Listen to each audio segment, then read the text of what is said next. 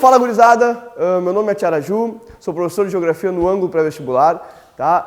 Conforme nós combinamos no aulão, então aqui vai algumas dicas de Geografia para a prova, bem específicas, tá? E especialmente para a prova do Enem. Então a primeira dica que eu vou trazer para vocês dentro desta lógica é falar sobre a concentração populacional e o crescimento populacional.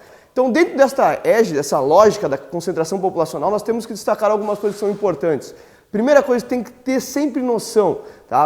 A população mundial hoje estabelece ali numa base de 7 bilhões de habitantes aproximadamente. Então é gente pra caramba, tá? É muita gente. Onde é que essa galera toda está concentrada?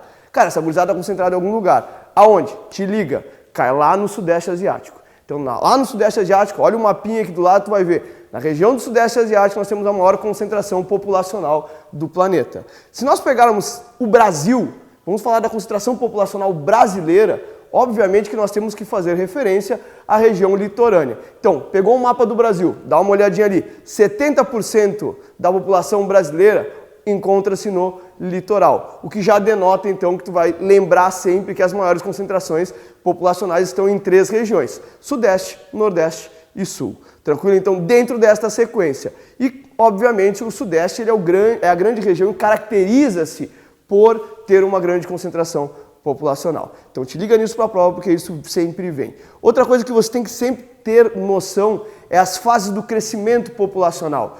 O mundo inteiro ele não cresce de uma só vez. O mundo ele vai passar por etapas.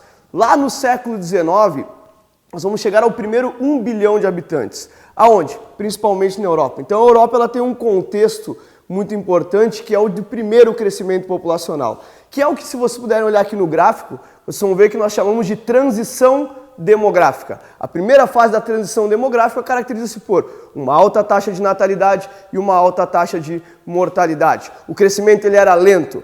A Europa, já no seu início do século XIX, ela consegue chegar a aproximadamente 1 bilhão de habitantes. Por todo o mundo, obviamente, e principalmente concentrado na Europa. A partir deste momento em diante, começam a surgir as teorias demográficas. Teoria de Malthus, né? Malthusiana, lembra lá, o Malthus é trilegal, né? O Malthus vai falar assim, a culpa do pobre ser pobre é do pobre, né? Porque o pobre tem culpa e o pobre gosta de ser pobre, tá? Então isso o Malthus fala, tranquilo? Por quê? Porque para o Malthus a culpa da pobreza é do próprio indivíduo. Então, por consequência disso, o Malthus ele é caracterizado como um liberal, certo? E ele vai falar, olha, a população cresce em PG, os alimentos crescem em PA, por consequência disso vai ter mais gente do que alimento, as pessoas vão passar fome. Temos que diminuir isso.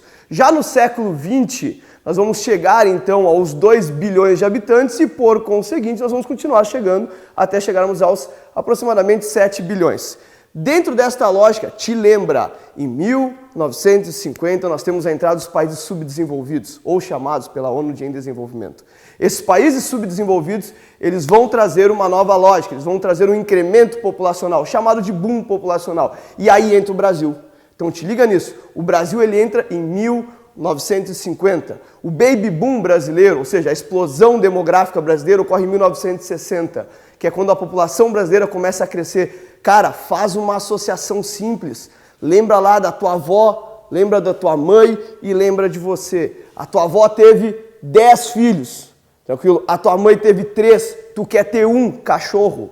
Ou seja, tu consegue observar que tem uma decrescente aí. Por quê? Porque tu começa a criar uma lógica urbana. Essa lógica urbana, por consequência disso, sabe, filho, no espaço urbano é despesa, então eu tenho que diminuir a minha taxa de natalidade. É uma característica, mas te liga na prova. Por quê? Porque sempre eles trazem essa pegadinha. Que pegadinha é? A taxa de crescimento populacional vem diminuindo. A taxa de crescimento vegetativo diminui.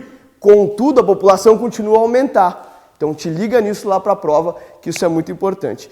E, cara, assim, ó, dá uma olhadinha lá para nós, tá? No crescimento e nas novas políticas adotadas, principalmente pela China.